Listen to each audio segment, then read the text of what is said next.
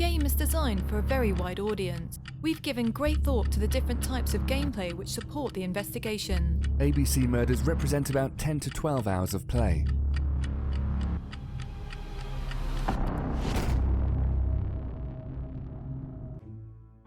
What are the different features offered by Agatha Christie, the A.B.C. murders? The work done on the game concept was essentially work on the gameplay mechanisms which best enabled the portrayal of the person of Hercule Poirot, who is a relatively strong character with very pronounced personality traits. Hercule Poirot was such an intellectual character that it was necessary to intellectualize as much as possible the game's mechanics. Hercule Poirot is not very manual, and he's even ever so slightly affected. He does not handle many objects.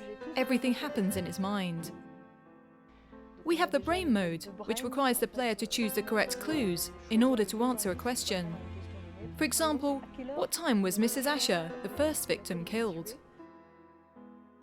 He will have to use the clues he obtained from people, witness statements, or objects he found and analyse them in order to arrive at a conclusion. We have used the brain mode to illustrate Hercule Poirot's famous little grey cells that he boasts about so often in the novels.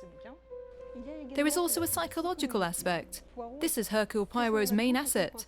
When he sees someone, he's able to deduce many things without even speaking to the person. This is portrayed through the summary mode that reveals Hercule Poirot's very sharp sense of observation. It illustrates the fact that he always has a slightly psychological analysis of the characters he observes. Thus, he is able to deduce whether the person he is speaking to is sad, or if a comment or a remark has had an effect on him.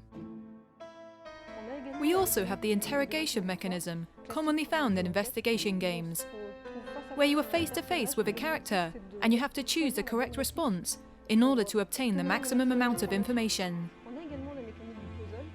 We also have a puzzle mechanism, in which objects are handled with a view to revealing the mysteries they hold. In A.B.C. there are many puzzles, more than 15. At these moments, the player will be required to interact closely with objects.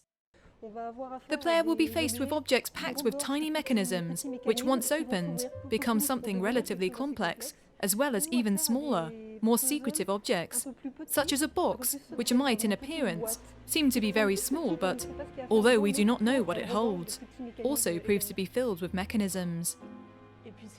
These puzzles will require several types of skills from players. Some puzzles are based more on observation, and you have to turn the object in all directions in order to find information or instructions engraved on it. There are also puzzles that require more thought, with enigmas helping you understand how a mechanism works in order to be able to activate it. All these puzzles can be found in the scenery and on a relatively large variety of objects.